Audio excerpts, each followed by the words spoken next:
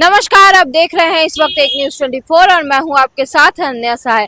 देखिए, बिहार में विधानसभा चुनाव सर पर है। बिहार में बहार है क्योंकि नीतीश कुमार हैं, लेकिन बहार है किसकी?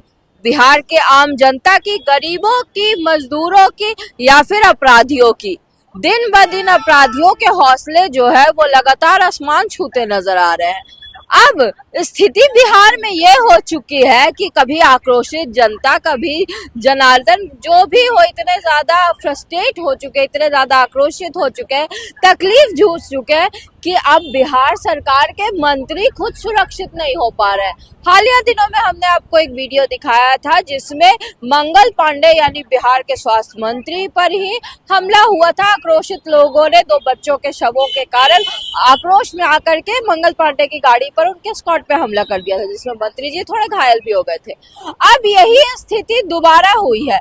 नालंदा में जदयू के वरिष्ठ नेता और बिहार सरकार मंत्री श्रवण कुमार पर हमला हुआ है। आक्रोशित लोगों ने उन्हें एक अच्छे खासे दूर तक खदेड़ दिया है। जब पत्रकारों ने मंत्री जी से इस पर बात की तो उन्होंने कहा कि बिहार है, बिहार में इस तरह की घटनाएं होती रहती हैं। आखिर किस तरह की घटनाएं मंत्री जी? हमारा सवाल आपसे है कि अगर मंत्री ही सुरक्षित नहीं हो पा रहे हैं, अपने आप को सुरक्षा प्रदान नहीं कर पा रहे हैं, तो कोई और कहां से सुरक्षित होगा, कैसे सुरक्षित होगा?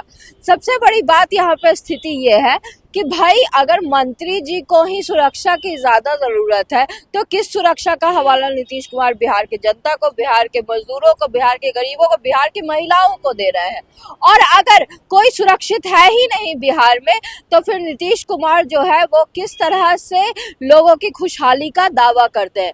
सबसे बड़ी बात यहाँ सामने ये आ रही है कि जहाँ एक और सत्ता पक्ष ताल ठोक कर ये बोल रहा है कि बिहार में अपराधियों के हौसलों को हम ध्वस्त करने की कोशिश कर रहे हैं, वहीं बिहार सरकार के मंत्री खुद लपेटे में आ जा रहे हैं लोगों के। तो फिर किस तरह की सुरक्षा और किस तरह के अपराधियों के मामलों को ध्वस्त किया जा रहा है? बिहार में स्थिति यह है कि बस सत्ता पक्ष और विपक्ष एक दूसरे पर हमलावर हो रहा है।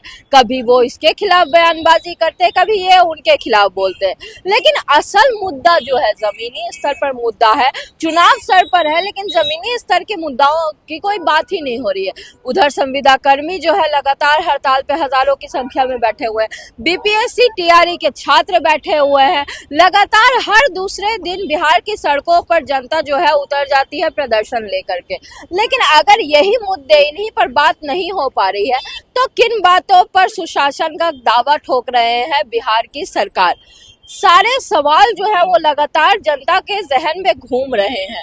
अब इन सवालों का जवाब जो है वो या तो सरकार देगी या फिर आने वाले चुनावों में जनता खुद ही सरकार को अपनी ओर से जवाब दे देगी। देखना दिलचस्प होगा। सारी खबरें हम आप तक पहुंचाते रहेंगे। हमारे साथ बने रहिए और देखते रहिए एक न्यूज़ 24। धन्यवाद।